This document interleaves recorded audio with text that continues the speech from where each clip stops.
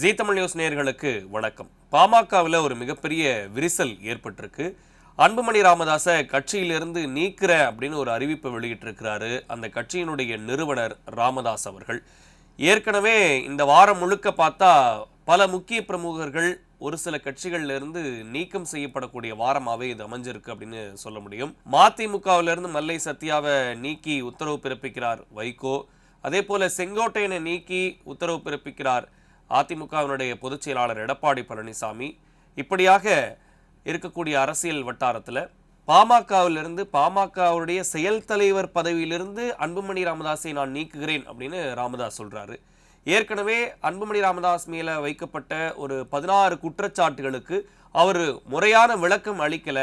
2 முறை அவர் விளக்கம் அளிப்பதற்கான வாய்ப்பை நாங்கள் கொடுத்தோம். ஆனால் அவர் அதுக்கு செவி மடுக்கவில்லை. அதனால அந்த 16 குற்றச்சாட்டுகளையும் அவர் ஒப்புக்கொண்டதாக எண்ணி அவரை கட்சியினுடைய அடிப்படை உறுப்பினர் பதவியிலிருந்தே நான் அவரை நீக்கிறேன் அப்படின்னு சொல்லி ராமதாஸ் அவர்கள் சொல்லியிருக்கிறார்.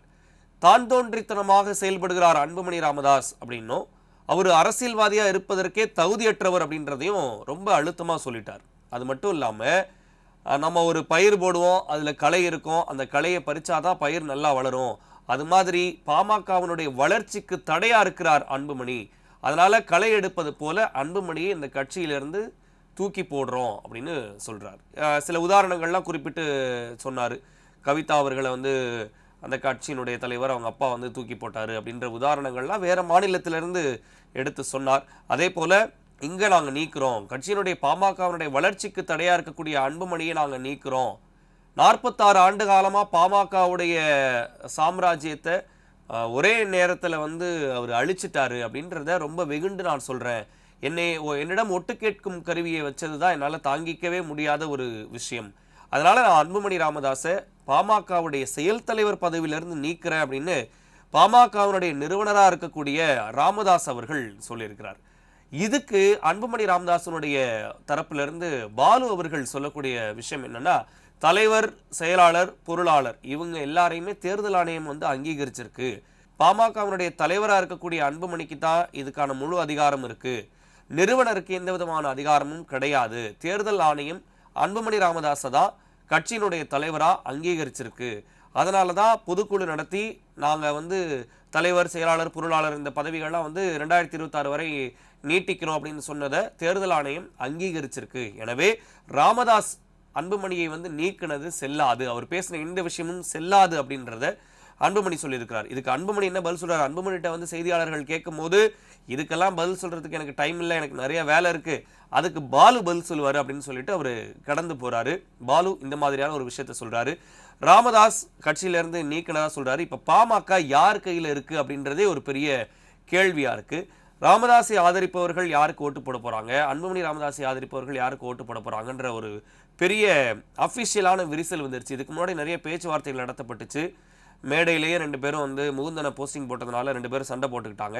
அப்போ 2 பேருக்கும் சமாதான பேச்சுவார்த்தைகள் நடைபெற்றுச்சு. ஆனால் இப்போ அது எதுவுமே இல்லாமல் கட்சி 2ஆ இருக்குன்றத இன்றைய நிகழ்வுகள் காட்டுது. இது மட்டும் இல்லாமல் மதிமுகவில் ஒரு சின்ன விரிசல்னு கூட சொல்ல முடியாது, மல்லை சத்யா நீக்கிட்டாங்க.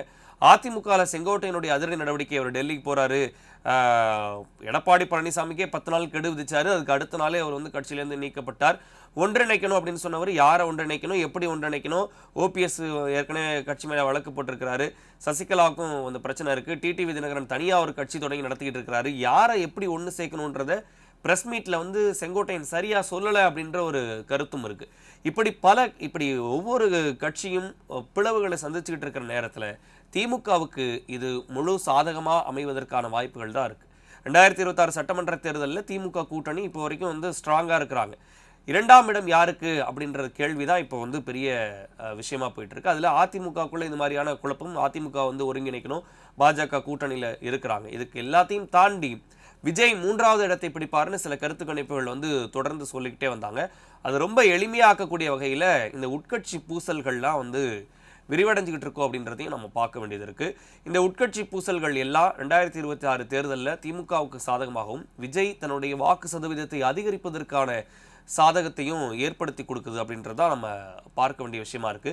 இந்த உட்கட்சி பூசல்கள்லாம் எப்போ முடிவுக்கு வரப்போகுது, 2026 தேர்தலில் யார் ஜெயிக்க போறான்றதெல்லாம் பொறுத்திருந்து பார்க்கலாம்.